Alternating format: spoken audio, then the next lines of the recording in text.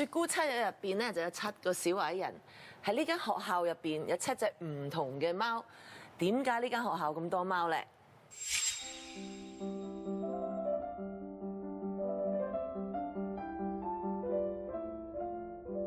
？A B C D E F， 你知唔知係咩嚟㗎？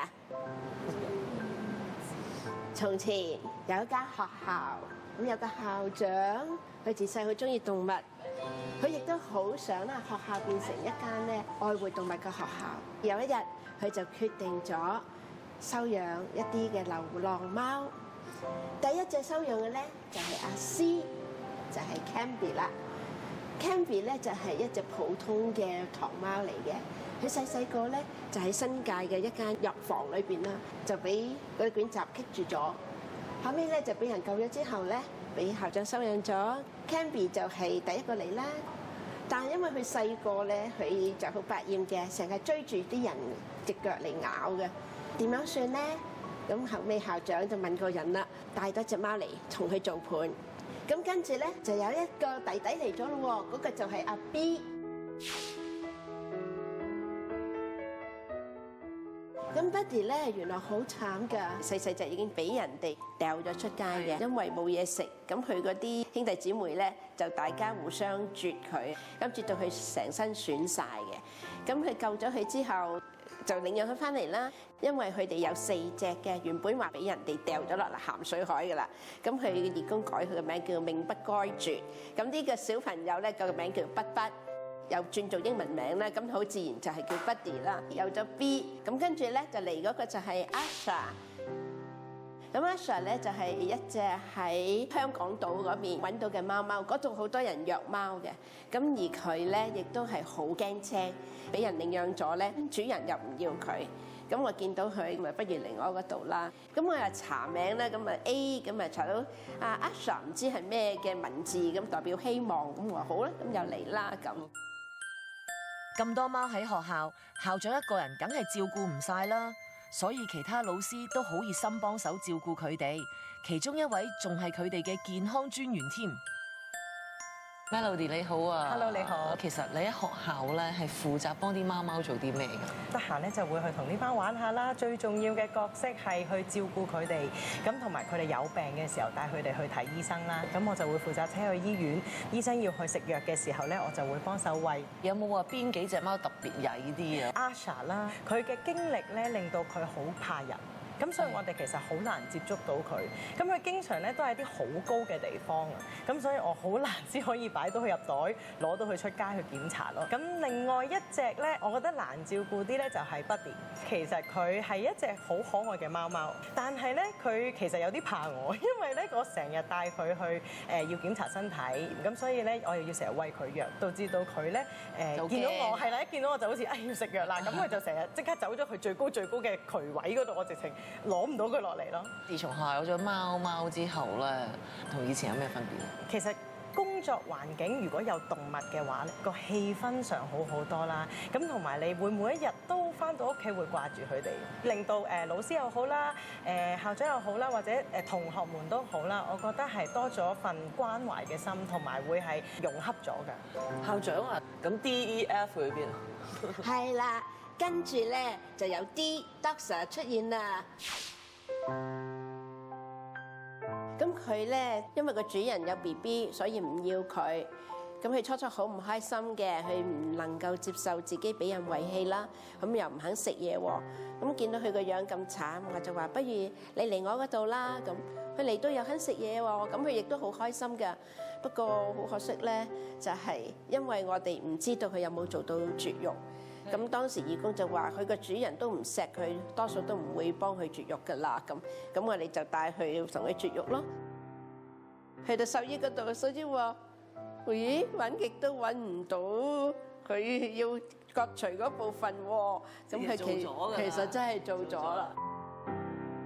咁又要去捱多一刀，我哋真係好過意唔去啊！你個肚大到啦，可以嘅，其實可以咁肥嘅。掂住個地嘅。可以再肥啲嘅，其實就已經係減咗肥嘅啦。你減減咗肥咁嘅樣，咁我要谷肥我屋企嗰只先得啦。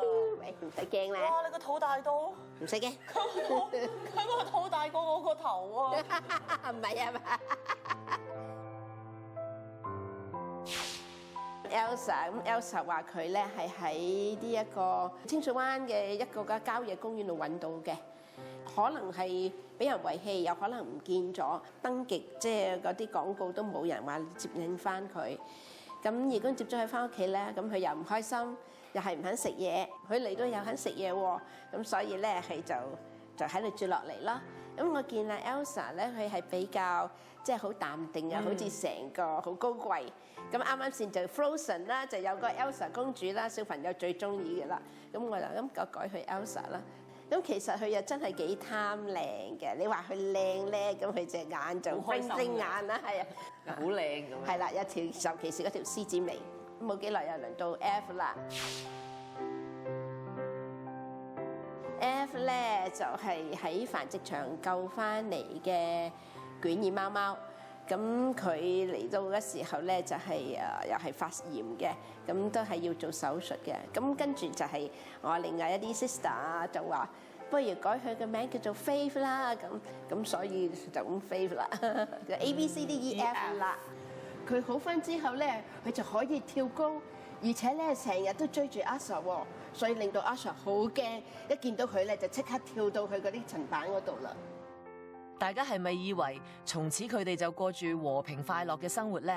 其實唔係㗎，小矮人都各有性格，周不時會有拗撬，貓都係一樣，唔止人會有欺凌事件，連學校嘅貓一樣都會有㗎。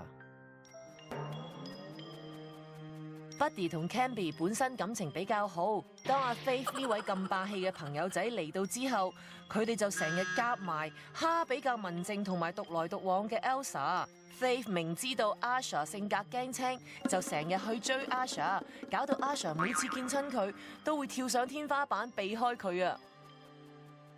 雖然佢哋都好頑皮，但係總括嚟講，佢哋喺學校都過住好開心嘅生活嘅。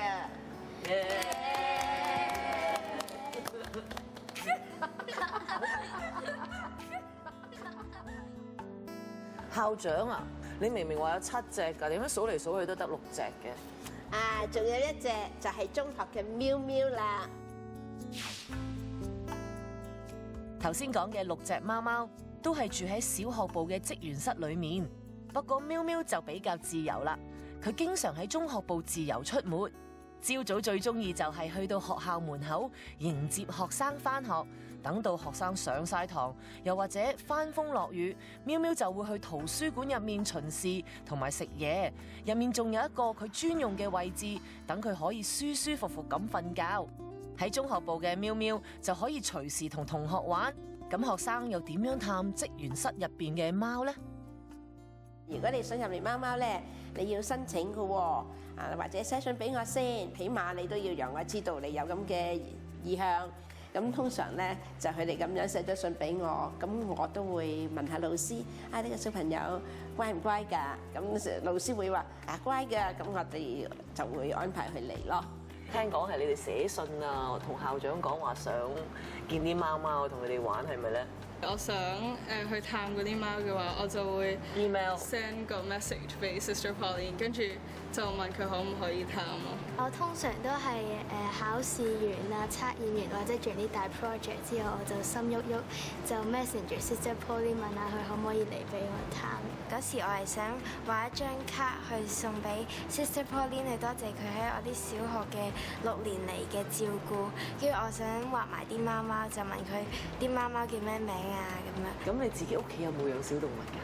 冇，因為一定要諗清楚先至可以去領養啲貓，因為我哋一定要照顧佢哋一生一世嘅。你覺得學校有咗貓貓之後咧，同之前啊有冇咩分別啊？我覺得係帶出一個好好嘅意識，即係佢俾我哋呢啲學生知道，即係要愛護動物啦。佢全部貓都係領養翻嚟嘅，俾佢哋一個 second chance 咯，即係唔應該遺棄佢哋啊，要一路照顧佢哋咁樣咯。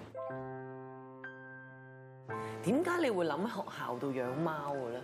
以前咧，我未曾正式喺呢度服務之前咧，已經有老師為嗰啲喺出邊入咗嚟嘅流浪貓貓咧做咗絕育嘅。到我自己嚟到學校服務嘅時候，喺社會裏邊有好多虐待動物嘅個案，特別係虐待貓貓。咁我又覺得，如果能夠為嗰啲可憐嘅貓貓提供一個家，等佢哋係安心咁住落去，係一件好事。咁大家同同事傾開偈啦，咁佢哋又好中意小動物嘅，咁佢話可以喎，我哋都其實都可以有地方喎，咁就開始咗啦。但喺學校咁大嘅範圍裏邊養貓咧，其實怕唔怕走失同埋會唔會難控制咧？嗱，有兩種貓貓嘅，一種咧就係我哋講嘅 CCCP cat，咁佢哋就真係可以周圍走嘅，咁但係我哋都有人會按時咧就餵佢哋食嘢，咁佢哋食嘢就會翻嚟嘅。咁另外一種咧就係真係養喺我哋學校嘅寫字樓裏邊啦，咁嗰啲就通常唔會俾佢哋出去嘅。除咗 Doxa 佢係中意每日咧下晝要出去行下，咁我哋就有人陪佢行下嘅。你覺得養咗貓貓之後咧，啲貓貓同即係帶俾學校啲咩咧？